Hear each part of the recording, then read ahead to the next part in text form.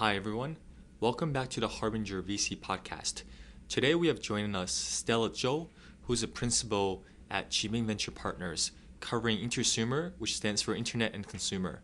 And prior to that, she was part of GE Capital's investment and risk management team with an EMBA from University of Chicago's Booth School of Business. We'll start today's episode by first talking a little bit more about Qiming's investment coverage by geography and by sectors. Then we'll tackle some of the major trends within Intersumer, including sharing economy, entertainment, consumer applications of AI, and the consumer upgrade. Lastly, we'll cover cross-border investment opportunities, the growth and prevalence of social video, and also have a discussion around how niche social networks and platforms can generate tremendous value despite the existence of large existing players. Hope everyone enjoys today's podcast. Hi Stella, thanks for joining the podcast. So before we dive into your specific investment experience and some of the major trends within Intersumer, could you tell us a little bit more about Qiming Venture Partners and what you guys cover? Of course. I'm very happy to have me here today, actually. I'm Stella Zhou. I joined Qiming in 2010, so it's actually my 7th year here. And right now we're managing $2.6 billion in the AUM. So all through the 10 years, we have managing five US dollar funds, as well as we have 4 RMB funds as well. So that's local currency investment. But we're doing all the investment in the mainland China as well as Greater China a little bit. Mm-hmm. So that's pretty much the fund coverage. From the industries we have looking over, that's internet, consumer, so traditional TMT sector, high tech, healthcare, so like pharmaceutical, healthcare services, as well as devices, as well as the rest part is clean tech. So we're covering several trending sectors of the whole venture capital area. Mm-hmm. Yeah, thanks a lot, Stella, for the introduction and the description of Qiming. So it seems that Qiming certainly has a lot of money under management.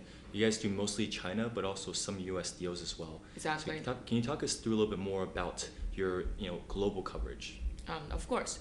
So we actually cover a lot of cross-border deals as well. So we're normally looking at the trend of young generations, the TMT, so the consumer as well as the internet aspects. So we have actually done several of the deals. They probably based in US or based in China. So I'm in the internet consumer sector. So the deals we have done, they're Musical.ly, VR, which is it's a VR. We call it VR YouTube. So it's an aggregator for the videos on the VR platform. So that's VR, what they're doing. And in terms of Musical, probably a lot of people heard about it.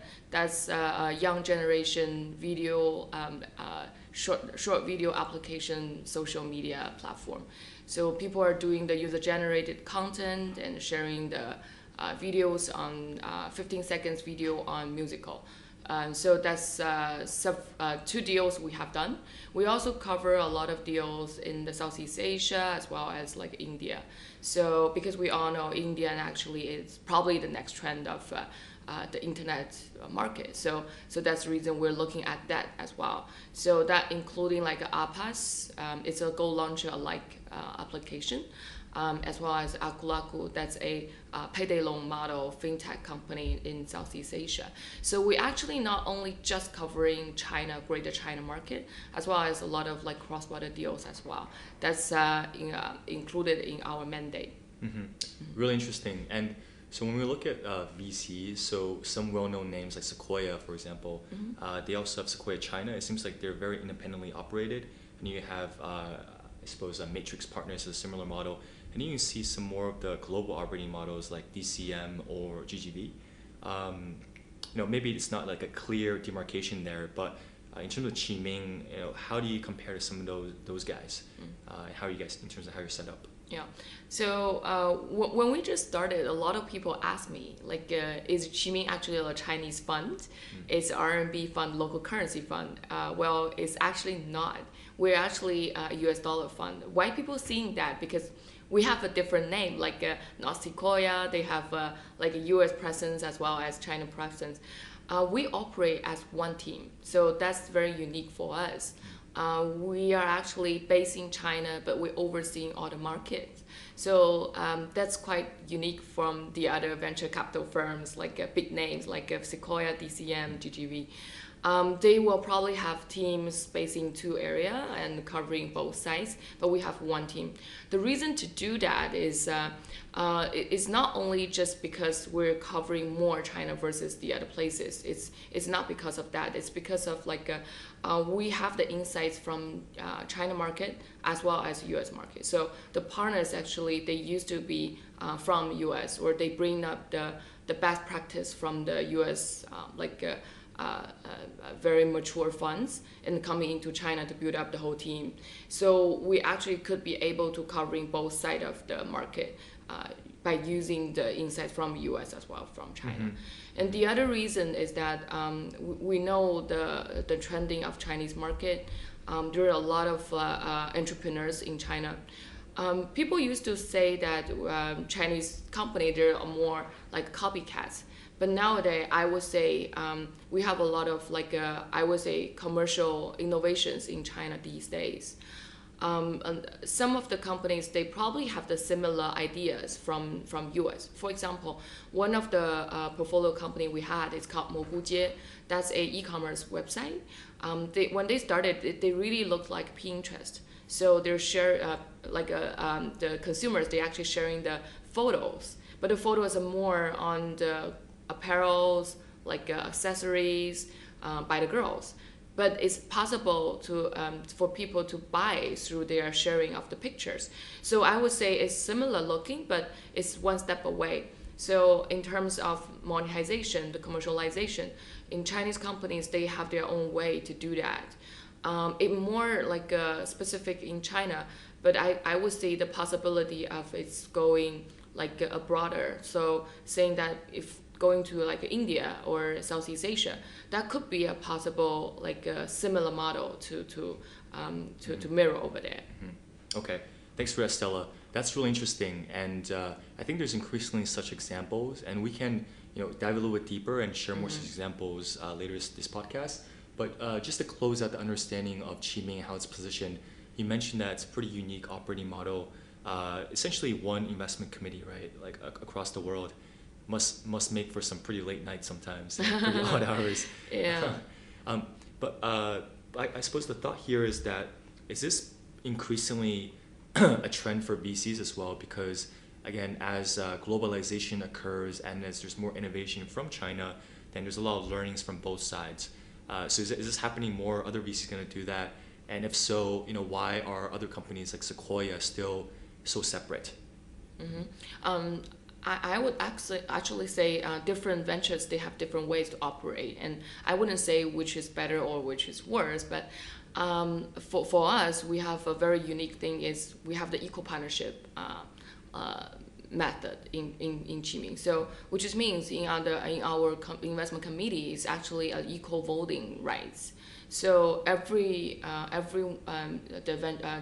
investment committee members, they got to vote on each of the deals. They probably vary abroad because maybe a healthcare partners has to vote on our deals, or we have to vote on theirs.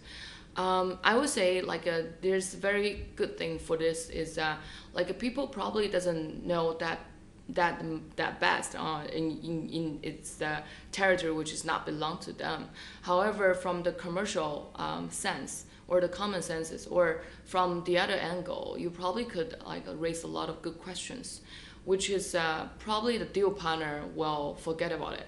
We were always saying that we're afraid of people falling in love with the deal when you do the investment, but that's a very good way to avoid that. And on the other side, probably people are gonna see other areas. There will be a lot of a co-working possibility. For example, the deals we had internet plus the healthcare. That's actually a very good trend. especially like a recent deal we have done. So it's called 推想. So what they have done is like they're doing the AI in the healthcare. So they're utilizing the AI methodology or the techniques to read those the diagnosis. So those ultrasound results. So they're using the AI to read them. So they could tell from the result. Doesn't require a person to do that, but using the machine to learn, they will have a guessing how much percentage there's one possibility of this specific patient to get disease. So that's actually a very good technology together with healthcare as well as the TMT sector. So that's actually very unique as well. So we do a lot of cross-border as well as cross-industry investments, which is the reason is that to enlarge our power of each of the sectors. Okay, so thanks again for the explanation of Qiming and how you guys approach investment and the venture business. Now to talk a little bit more about your experience, you mentioned you're part of the intersumer group, Internet consumer, yes. Internet consumer, okay. Yeah, we actually name our own name. So it's supposed to be like an internet consumer, but we combined the two words to be an intersumer. So okay, yeah. Okay, cool. Well, so for those of us who are not at Qiming, can you explain what that means and what you guys cover? Okay, so because we separate into the teams, so we could be like an industry specific or industry expert in each of the sector. So our sector focusing on the internet and the consumer, which means actually to see business. So we looking at the deals which the end users or the customers have to be individual. So it could be online, it could be offline. So that's the reason we have the internet, which is online, and the consumer is offline. But like I would say, like 80% is probably focusing on the online. That's our expertise, and as well as we believe there is a network effect in the online individual industries. So that's the key things we're looking at. And there are a lot of areas in terms of so-called internet actually. So we broadly cover all of them. For example, e-commerce, healthcare, fintech, a social network, as well as entertainment, consumer upgrading. So there's quite a lot of areas we're looking at into. I think we right now have 200 portfolio companies we have ever invested for the past 10 years. So that's quite a lot of deals as well. Right, and for every deal you invest in, you probably looked at 10 times the number overall? Well, I would say from my personal experiences, every year I probably meet 200 entrepreneurs. Okay. And I would probably do 2 or 3 deals actually. Wow. So it's actually 1% of the deals I met. Yeah. Wow, okay. That's it's not easy to be a venture investor and find the good opportunities. In terms of intersumer, so it seems pretty broad. You cover a lot of different areas, but maybe we don't even cover every sector today. But are there a few that you're particularly interested in, or are there any really key and unique trends coming out from China that a global audience could benefit from learning from? Yeah, I think it's for us. We have several things we probably identify in the couple years we would like to focus on. One thing is, like you said, is AI application to different aspects, different industries. That's probably AI, for example, AI in the healthcare, AI in the fintech, AI in a big data utilization in different areas. The other thing is probably consumer upgrading. So I would say consumer upgrading is actually a very broad topic. But specifically what we're focusing on is we all know the GDP growth for China right now is not as high as a couple years earlier, a double-digit growth. Right now it's more a flat, but we would say there's still a huge opportunity, which is upgrading. So everything in China, from the consumer perspective, is more upgrading the historical ones. So we were saying the supply is actually much over the demand. So how we increasing the demand is by upgrading the supply, and so to stimulate the demand actually for the current market. For example, there is a lot of an automobile after sale business industry, but we are upgrading the whole business of the 4S stores to online portion. So that's a good example to say that the company called Tuhu who is doing that online plus the offline. So it's so that's bring the third one is actually we were saying the sharing economy or O2O, but it's more focusing on how to utilizing the offline to benefit the online to enlarge the network effect actually.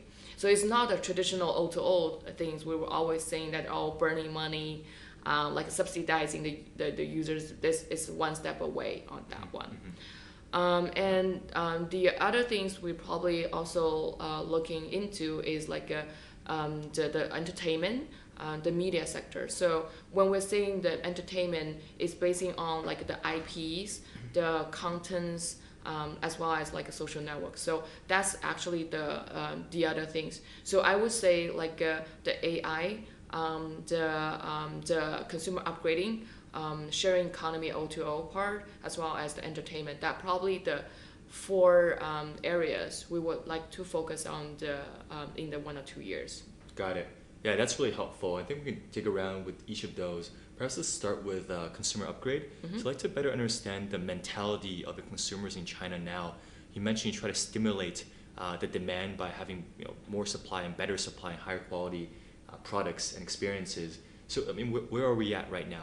Right, so maybe 10 or 20 years ago, I think very different. The gap between the really wealthy folks and everyone else is probably really, really big. These days, the middle class has higher consumption, higher purchasing power, and it's definitely getting better. But I mean, to help us further understand, having invested in all these companies and been in China for such a long time, where are we at right now? I think it's like you just mentioned. So the middle class is actually booming up. So the whole basis of the middle class is increasing, as well as the consumer power is increasing as well. A simple way to look at it is after we gave up the one child policy, a lot of parents starting to stimulate their purchasing power, not only for the kids as well as for the family. So we're seeing we were seeing a first tier city that's probably Beijing, Shanghai, these big cities monopolies.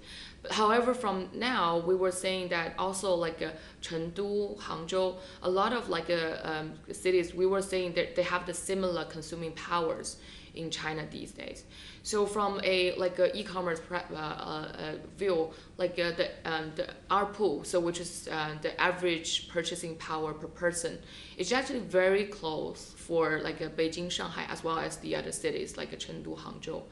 It's actually a very easy way to tell people have the similar consumption power, as well as what's their requirement on their life quality. So that's the reason I would say the historical way of people mass market and gathering the traffic and to selling the simple way to selling the advertising as well as the other things. It's become a pathway. So right now we're focusing more on the result driven, the effective driven. So for example, very easy way we were talking about the recruiting website. So the recruiting website we were having they were more selling the advertisings to the recruiters online. However, these days what we're doing is we're focusing on the successful rate. So focusing on the people who is on board eventually with the recruiter. So using that way to calculate back and how we get the monetization up. So I would say the mentality for each sector for the nowadays in China is upgraded. So people are not using the very easy way to get money. It's more sophisticated, much more efficiency as well. Got it, right.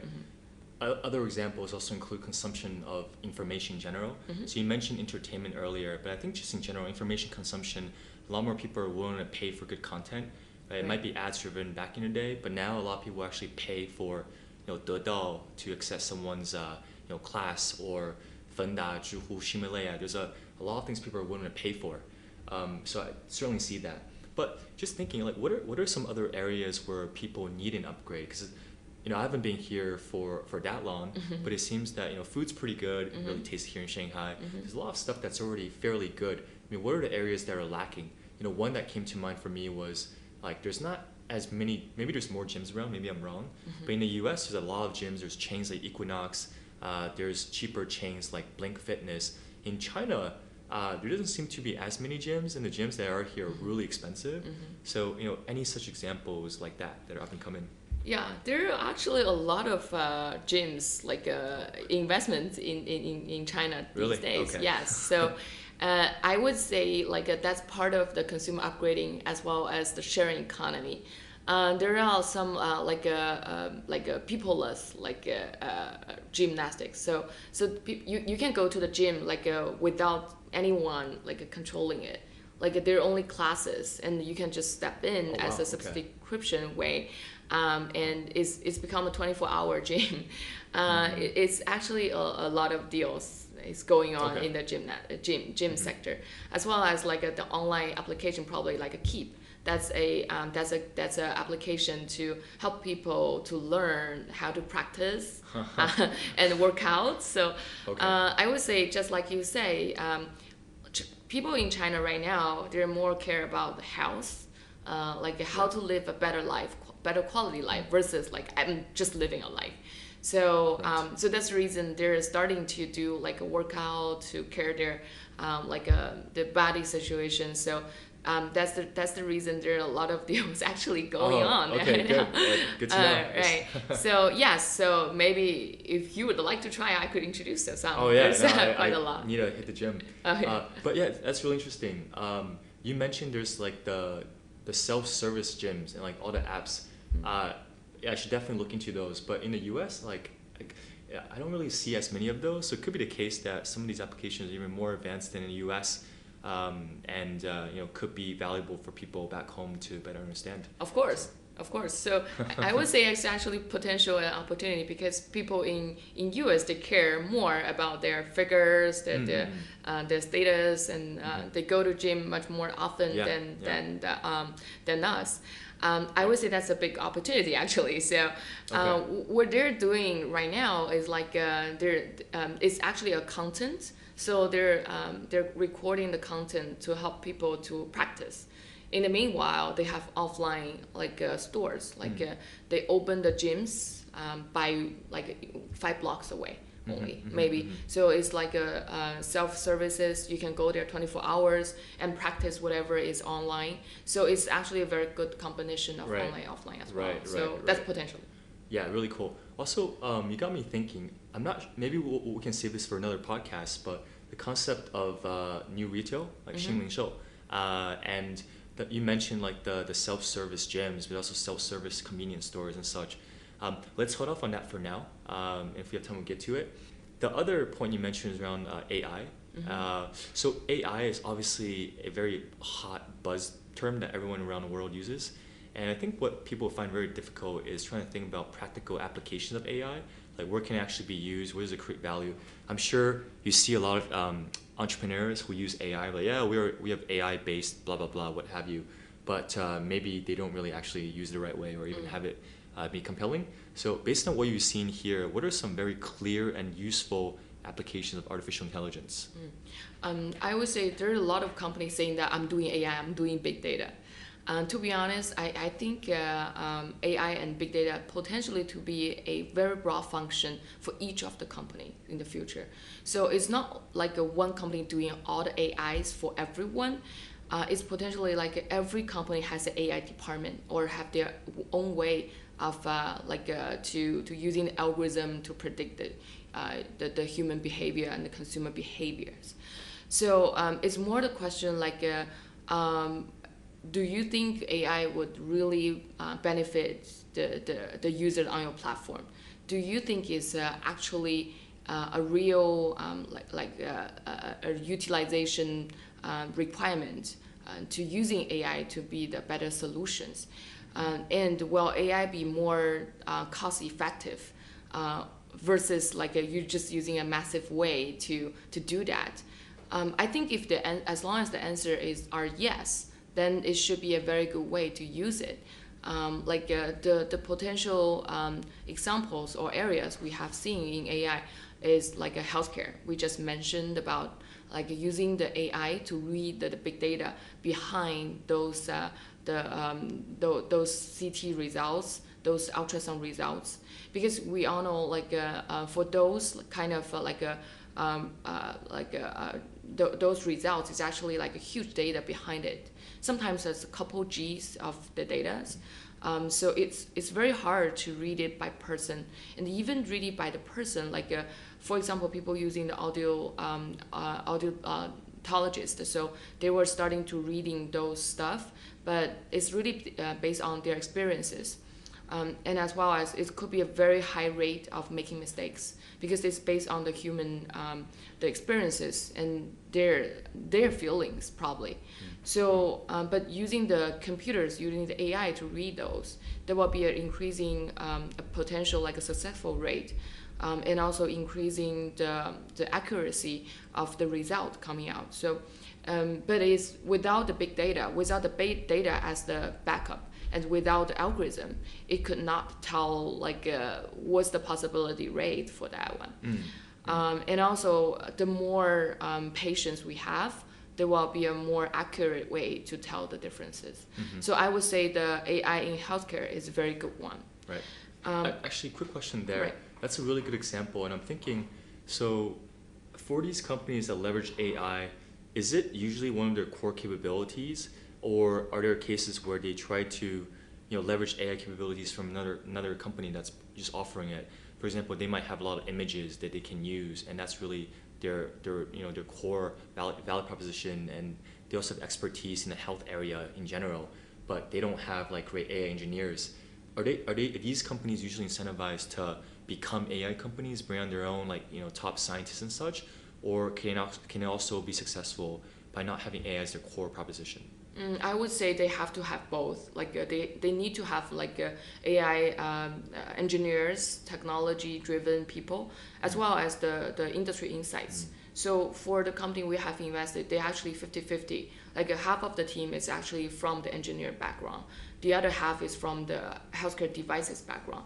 So very specifically, there has to be a combination of the two industries. And I would say the AI, the engineers is actually very important in that way, because it's more like the algorithm setup. So to give a simple example, so the healthcare background people were giving the drivers, saying what's the trigger and what's the result to link with that. So they will tell you what's the cause and the effect. However, the people from the technology background, they are the people who really link them. And they are the people who using the big data calculation to tell, is there any possibility to predict? Or it's actually sometimes vice versa. They will ask the people who, based on the healthcare experiences, well, I see the relationship between this data and this result. Is there any possibility these two effects could be linked? So it's actually very helpful, actually. To using that one. Okay, yeah, that makes sense. I guess perhaps myself included, but a lot of people don't realize that there's no master algorithm. It's not, people say that AI will be the next type of electricity, will be everywhere, which could be true, but these days there still needs to be use of the right data sets, the proper algorithms, and very specific kind of integrated solutions and products. It's not like you can just leverage AI, pay for it, and put it, use it for everything that you want. Maybe we'll get there one day. But you were saying you had other examples too of AI. Right. So I would say the other thing probably we have invested is AI in the fintech. So we all know the fintech, we would say there's several areas. So one is attracting the savings. So that's more like a saving, and the other thing is lending, and the other one is like a transfer, so transfer the money. But there is also another one is the technology in the fintech area. Is although the fintech is itself from the name it's the financial in the technology, but we will say the technology part is very critical. For example, how to tell the fraud actually from the online lending. So it's actually a big data as well as a lot of AI technologies in it. So the result probably very easy, like how shorter it is gonna decide one lending decisions, and how big is the loss rate to like we're lending to an individual and like we never got the money back. And also what's our like a lending like a interest rate. So they're actually the surface, but it's also the result because of the AI technology. We can calculate better like which specific individuals we would like to lend to, and how much we want to lend to, and what's the interest rate we're going to lend to. So it's actually a very good utilization way in the fintech area, I would say, for AI. Yeah, really, really cool. And from what I'm hearing, it seems that the AI is best applied when it makes a process more efficient or improves the user experience in a very specific way. It's not like this overarching, it'll solve every single problem, do everything for you, but when applied the right way, it can really make things a lot better and more useful. Right. I would actually, that's my point, because I think it has to be a very specific help in the business, very specific improving in the result of your like a consumer experiences, or you're simply from the company's P&L. So it has to be in a very specific way to help, as well as like a balancing its cost efficiency. Otherwise, I would say this AI is just a concept, maybe. Right? It has to be in the way of helping the business. Okay. Yep, makes sense. So wanted to move on to another topic of interest to myself and a lot of our audience members, is there seems to be more cross-border opportunities. That's an area that I think Qiming is well positioned for, given your coverage in multiple markets. So could you talk a little bit more about your views on that and some examples of companies you invested in also play in that area, like the ones you mentioned first? Sure. So I would say like we actually focus on the industry more on the locations, I would say that. So like for example, the company who has invested, Musical, the reason we were investing is firstly, I see the good trend of the young generations like coming up. The good thing for that is like they're the people who are willing to try different new things. And as a challenger for the social network platforms in US, we need those type of users to be our like first target users or seed users, I would say. So because they're willing to try, we have to just find a way to make the retention for those users, and they're more willing to try different applications. And the second reason we were looking at that deal probably is because of I really see good trend of videos.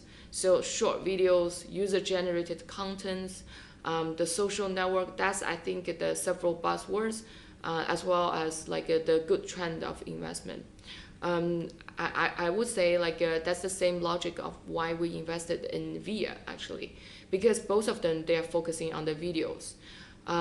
So when we're talking about like a Facebook, that's like a 1.0, when people is doing the text messaging social network, so they're based on the text. And then Instagram, so that's more like a picture, so it's a photo-based social network.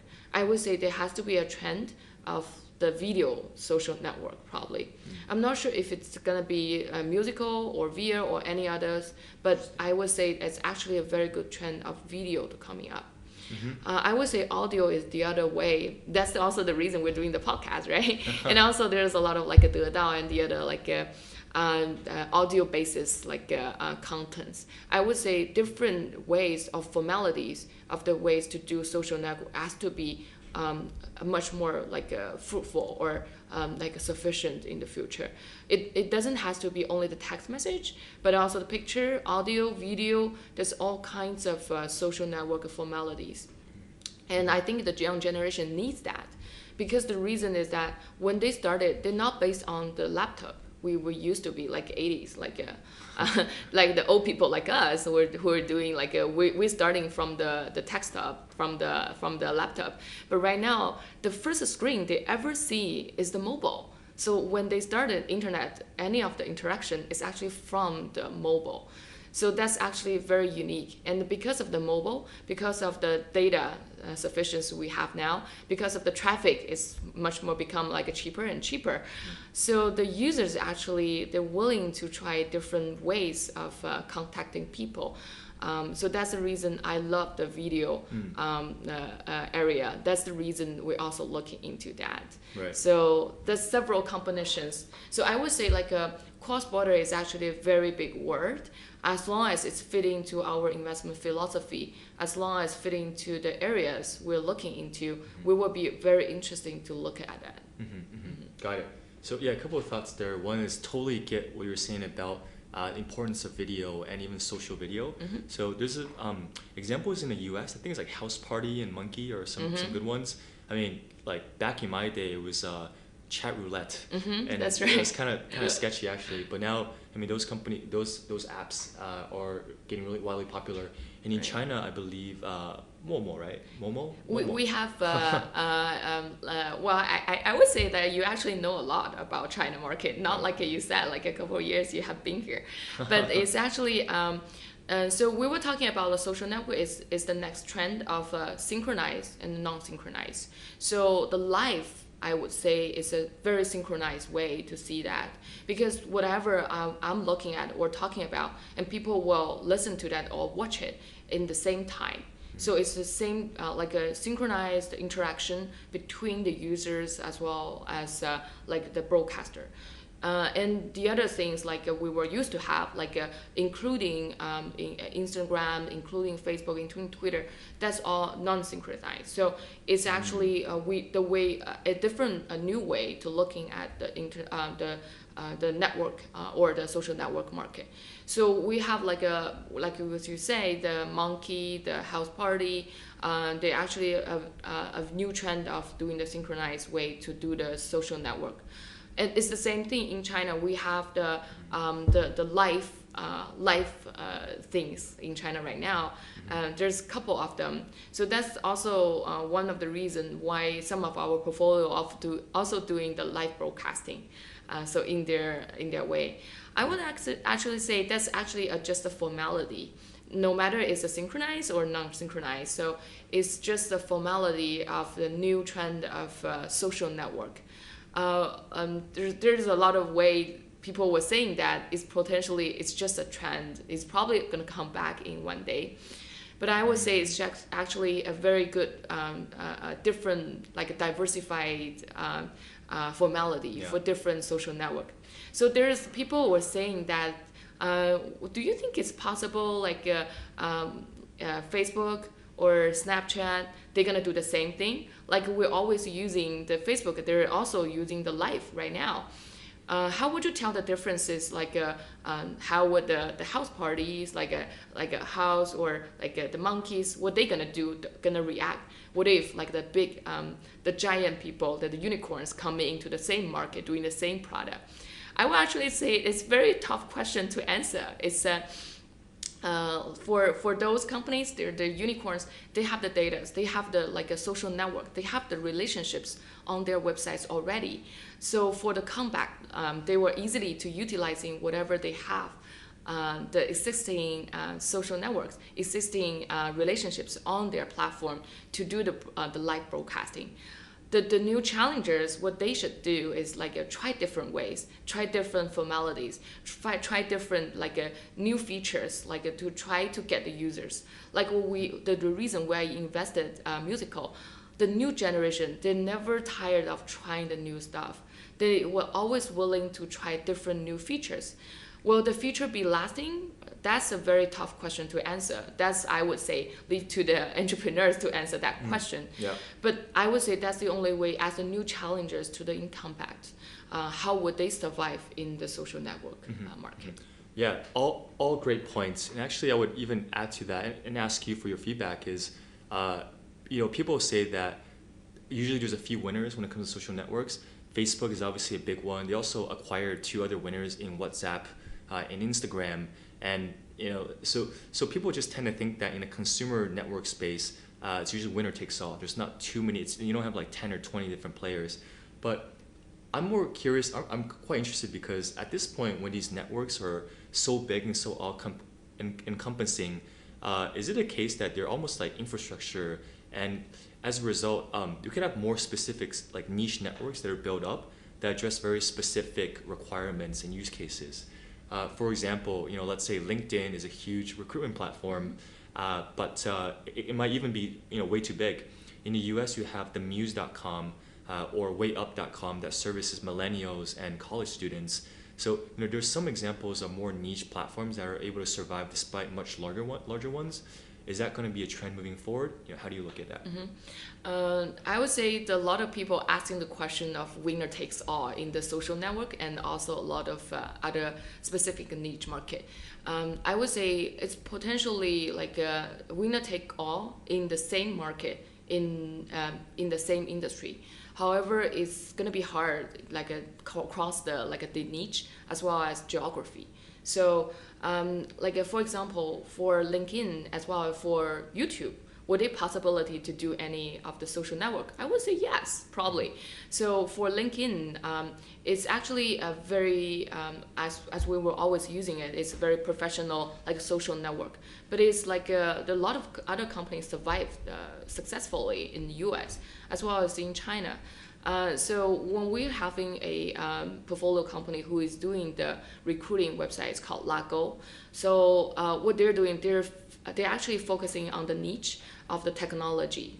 So they're recruiting the users, they're recruiting the talents, actually focusing on the internet and the technology side.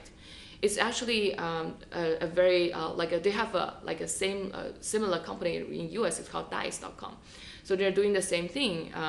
Although it's probably not a big sector, but remember the frequency of people changing jobs in the internet sector. Remember the income actually in the whole sector. It's actually a very good specific market to target it in. Would that be successful? Of course it is.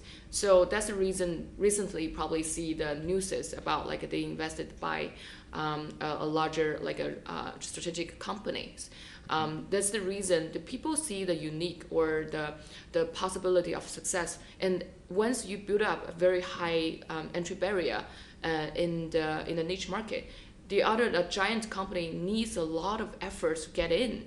For example, LinkedIn, they probably do a very good job in the whole broader network on the professional sector.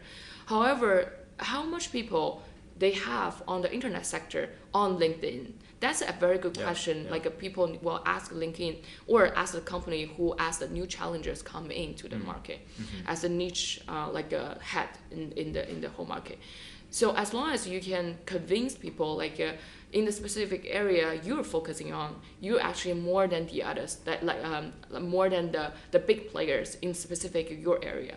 You increase the density versus the broad. So as long as you have the density, you will create a network effect in the niche market, and that create a possibility to be successful in the niche market, I would say. Yeah. Well, that's really helpful feedback, Stella, and great news for us, right? I mean, Harbinger was starting off as a content platform, but we're looking to enhance cross-border job search opportunities. So we'll see where things go there. Okay. Well, thanks so much, Stella. That's all we have time for today. I really appreciate your insights and your views. It's super, super valuable to me and to your audience. Thank you. Thanks a lot for having me here, and I hope I come back someday. Absolutely. Hopefully soon. Yeah. Cheers.